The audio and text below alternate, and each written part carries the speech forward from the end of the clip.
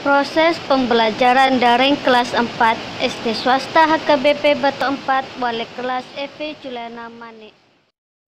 5, 4, 3, 2, 1, 0.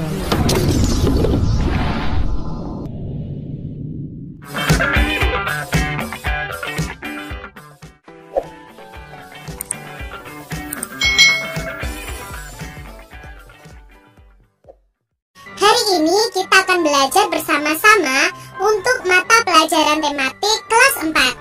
Kita belajar di tema 4, berbagai pekerjaan, subtema 1, jenis-jenis pekerjaan, pembelajaran yang kedua. Mari adik-adik kita belajar dengan penuh semangat. Apakah kamu tahu pekerjaan seorang arsitek? Pengetahuan apa yang harus mereka miliki? Nah, hari ini kita akan belajar tentang pekerjaan yaitu arsitek.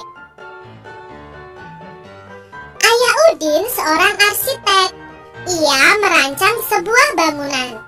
Seorang arsitek akan menggambar rancangan bangunannya di atas kertas berpeta. Mereka harus mengetahui luas dan keliling dari rancangan bangunannya. Jadi adik-adik, arsitek itu tugasnya adalah merancang sebuah bangunan. Dia menggambar rancangan bangunannya itu di kertas yang berpeta adik-adik. Anda adik-adik jadi arsitek, gambarkan sebuah bangunan atau rumah yang menjadi impianmu.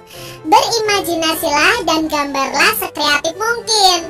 Jadi adik-adik, coba adik-adik berpikir kalian itu seorang arsitek yang merancang bangunan rumah kalian masing-masing.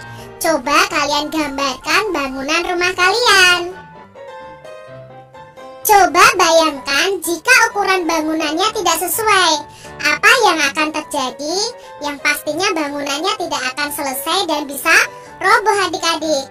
Jujur merupakan salah satu sikap yang mencerminkan sila Pancasila.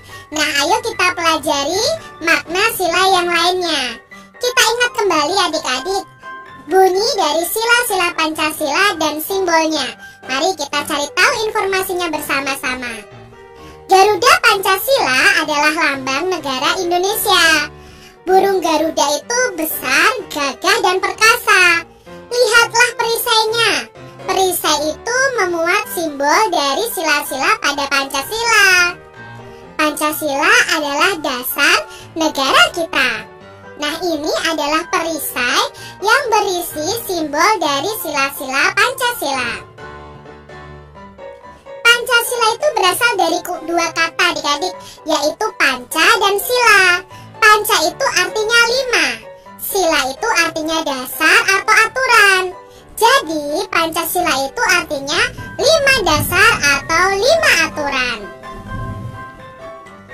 Pancasila, sila yang pertama adalah ketuhanan yang Maha Esa. Nah, itu disimbolkan dengan bintang.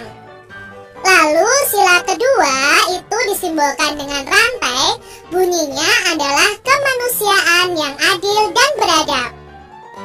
Sila ketiga disimbolkan dengan pohon beringin, bunyinya Persatuan Indonesia.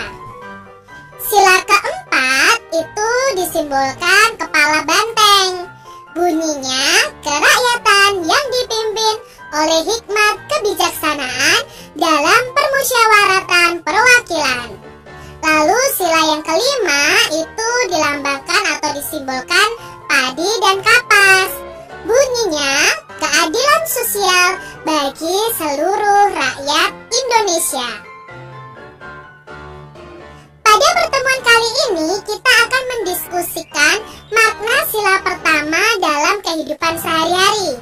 Coba adik-adik perhatikan gambar berikut ini. Ini adalah contoh penerapan sila pertama Pancasila. Mereka beribadah sesuai dengan agamanya.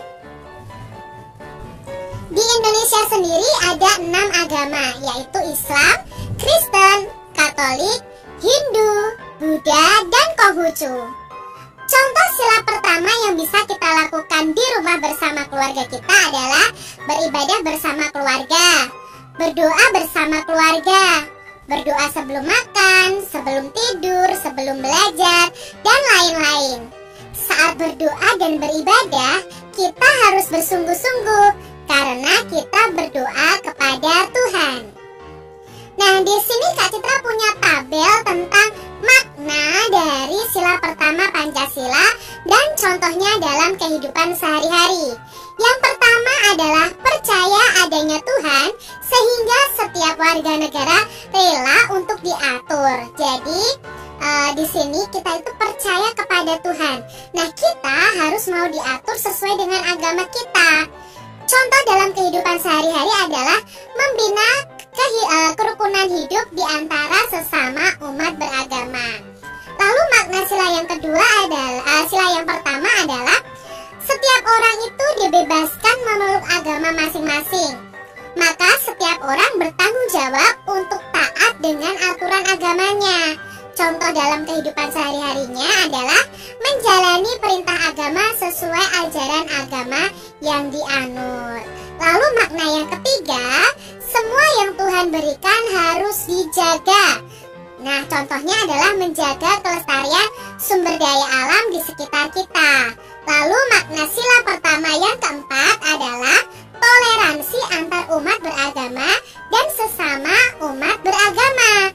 Nah, contohnya adalah mengembangkan sikap saling menghormati, kebebasan menjalankan ibadah sesuai dengan agama dan kepercayaannya masing-masing. Itu tadi makna sila pertama Pancasila dan contoh dalam kehidupan kita sehari-hari. Berilah pendapatmu, apakah tindakan ini sesuai dengan sila pertama atau tidak. Lalu jelaskan alasannya. Yang pertama adalah gambar ini adik-adik. Ini adalah gambar anak yang sedang mengejek temannya. Apakah ini sesuai dengan sila pertama? Tidak sesuai dengan sila pertama. Alasannya apa? Karena kita itu diciptakan Tuhan itu beragam, dan kita di mata Tuhan itu mempunyai derajat yang sama. Maka kita tidak boleh mengejek orang lain. Lalu gambar yang kedua, apakah ini sesuai dengan sila pertama? Ya, ini sesuai dengan sila pertama. Mengapa? Apa alasannya? Karena semua yang Tuhan berikan itu wajib kita jaga dan kita kelola, termasuk sumber daya alam di dalamnya. Nah, di sini kita juga berusaha untuk tetap hidup adik-adik. Kita itu pemberian Tuhan loh. Jadi dengan bekerja, kita itu bisa hidup untuk mencukupi kebutuhan. Lalu gambar berikutnya. Nah, ini ada orang yang mencuri. Apakah sesuai dengan sila pertama Pancasila? Tentunya tidak sesuai adik-adik, karena mencuri itu merugikan orang lain, itu perbuatan berdosa dan melanggar hukum. Lalu gambar yang keempat. Nah, ini ada anak yang berdoa sebelum belajar. Mereka belajar dengan giat adik-adik. Ya, ini sesuai dengan sila pertama Pancasila. Alasannya karena sebelum belajar kita harus berdoa. Kita harus giat belajar untuk mencapai cita-cita kita. Gambar berikutnya adik-adik, apakah ini sesuai dengan sila pertama Pancasila? Ya, ini sesuai. Karena apa? Semua yang Tuhan berikan harus kita jaga dan kita lestarikan. Di sini termasuknya adalah sumber daya alam adik-adik. Orang ini mengelola sumber daya alam yang ada yang diberikan Tuhan kepadanya. Lalu ada anak olahraga. Apakah sesuai dengan sila pertama? Nah, ini sesuai dengan sila pertama karena tubuh kita itu pemberian Tuhan. Maka harus kita jaga sebagai wujud rasa syukur kita kepada Tuhan. Kita perlu berolahraga agar badan kita itu tetap sehat. Dengan berolahraga berarti kita sudah bersyukur kepada Tuhan yang sudah memberikan kita tubuh yang sehat. Nah, demikian tadi adik-adik pembahasan kita di tema 4 subtema 1 pembelajaran yang kedua. Semoga video pembelajaran ini bermanfaat ya untuk adik-adik semuanya.